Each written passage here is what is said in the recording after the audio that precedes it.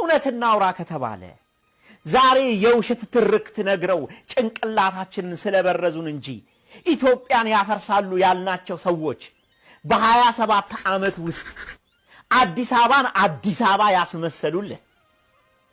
በኔ ደሜኮ አዲስ አበባን አቀዋለሁ።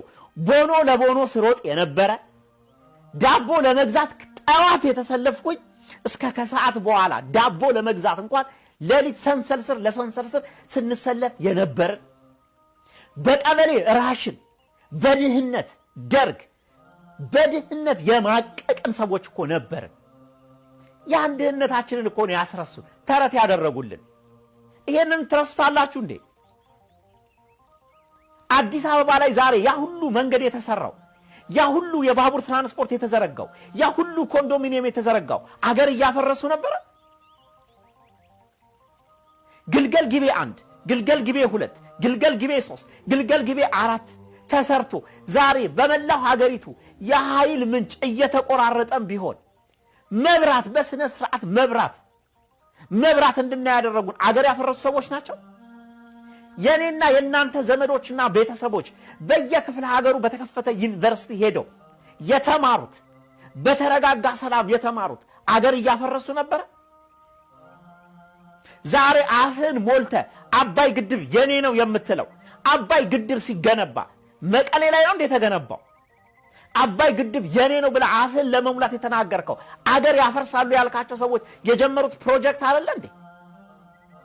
ከ60 በላይና ከ65 በላይ ተጠናቆ አገር ምድሩን አንቀሳቅሰው ግድብ ለሀገራችን የህዳሴ ግድብ ብለው ሲገነቡልህ አገር እያፈረሱልን ነው። በደብረ ዘይት በናዝሬት በተለያዩ የኦሮሚያ ክልሎች የኢንዱስትሪ ፓርክ ተብሎ ተገንብቶ ሲሰራ አገር እያፈረሱልን ነበር።